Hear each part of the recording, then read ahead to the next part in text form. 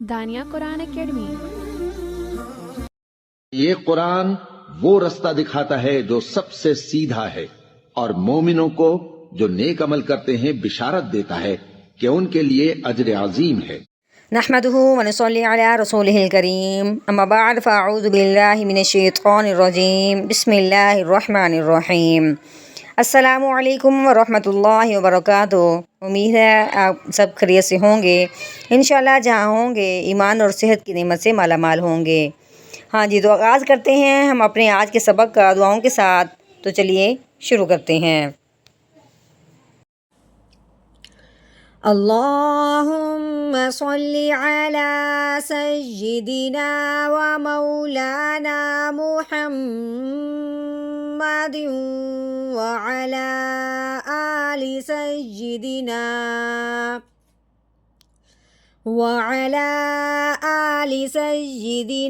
و مولانا محمد وبارک وسلم۔ رب اشرح لی صدری ویسر لی امری واحلل عقدۃ من لسانی یفقہوا قولی۔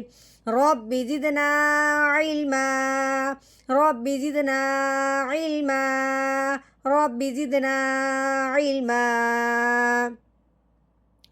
اعوذ باللہ من الشیطان الرجیم بسم اللہ الرحمن الرحیم۔ ذی قوة عند ذی العرش مکین۔ ذی ذال کے نیچے زیر ہے، آگے یا کے اوپر جزم آنے کی وجہ سے یا ساکن ہو گیا، ٹھیک ہے۔ جب یا ساکن ہو اور اس سے پہلے حرف کے نیچے زیر آ جائے تو اس یا ساکن پہ مد کا قاعدہ جاری کیا جاتا ہے، کیونکہ جب پچھلے والے حرف کے نیچے زیر ہو تو پچھلے والا حرف یا ساکن کے ساتھ ملتے ہوئے ایک الف کے برابر لمبا کیا جاتا ہے۔ تو کیسے پڑھیں گے؟ ذال یا زیر ذی۔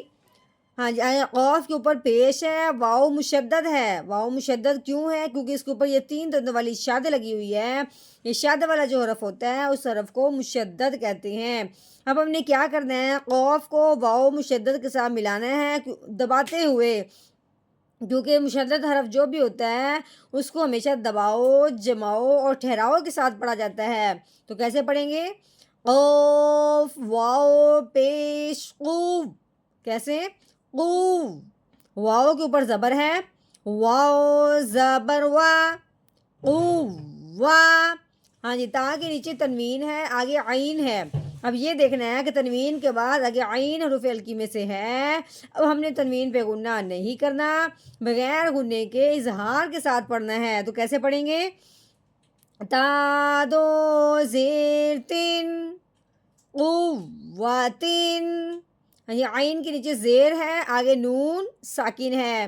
ہاں جی، اب ہم نے کیا کرنا ہے کہ جس طرح تنوین کے بعد آگے عین حروف ہلکی میں سے آ گیا ہے، یعنی کہ تنوین کے بعد حروف ہلکی کا دھیان کیا جاتا ہے، اسی طرح نون ساکن کے بعد بھی حروف ہلکی کو دیکھا جاتا ہے۔ لیکن یہاں جب ہم نے دیکھا ہے آگے دال ہے، دال حروف ہلکی میں سے نہیں ہے، اس لیے ہم نے نون ساکن میں غنہ کرنا ہے، وہ بھی کون سا؟ اخفا کا۔ تو کیسے پڑھیں گے؟ عین نون زیر عیو۔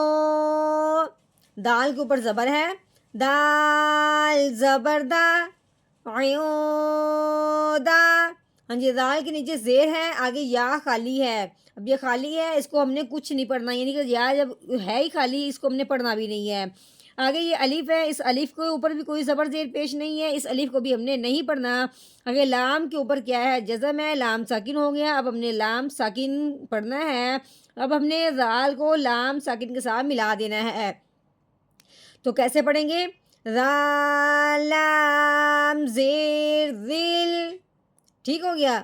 عیون دا ذل، عین کے اوپر زبر ہے، آگے را جزم ہے، اس کی وجہ سے را ساکن ہو گیا۔ اب ہم نے کیا کرنا ہے، عین کو را ساکن کے ساتھ ملا کے پڑھنا ہے. ہاں جی، را کے اوپر زبر ہو یا را کے اوپر پیش ہو اس را کو موٹا کرتے ہیں، را کے نیچے زیر آ جائے تو اس را کو باریک کرتے ہیں. اب یہ دیکھا ہے کہ را تو ساکن ہے، نہ زبر ہے نہ زیر ہے نہ پیش ہے. اب ہم نے اس کو موٹا کرنا ہے یا باریک کرنا ہے، تو اس کو سمجھنے کے لیے ہم نے پیچھے جانا ہے. عین کے اوپر زبر آنے کی وجہ سے اب ہم نے را کو بھی موٹا کرنا ہے. یوں سمجھیں گے کہ را کے اوپر بھی زبر آ گئی، گویا کہ را ساکن سے پہلے حرف پہ اگر زبر یا پیش ہو تو را ساکن کو موٹا کرنا ہے. اگر را ساکن سے پہلے حرف کے نیچے زیر آ جائے تو را ساکن کو باریک کرنا ہے. اب ہم نے را ساکن کو موٹا کرنا ہے تو کیسے، عین را زبر آو، کیسے پڑھنا ہے، آو. شین کے نیچے زیر ہے، شین زیر شی، آو شی. عیون دازل آو شی.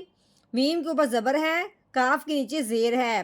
اب ہم نے کیسے پڑھنا ہے، میم زبر ما، کاف کے نیچے زیر ہے لیکن آگے یا ساکن ہے.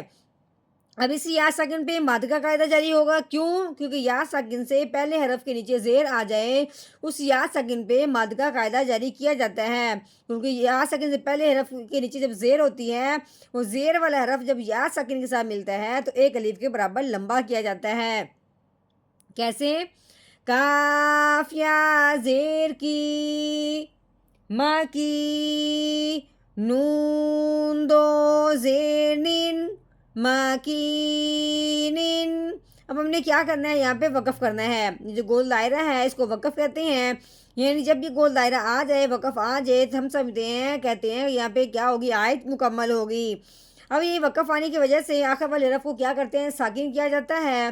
یعنی کہ اس کے نیچے جو دو زیر لگی ہوئی ہیں، تنوین لگی ہوئی ہے، اس کو ہم نے گرا دینا ہے تو نون ساکن ہو جائے گا، خالی ہو جائے گا. تو کیسے پڑھیں گے، آگے وقف، ماکین، ماکین. ذی قوت عند ذی العرش مکین.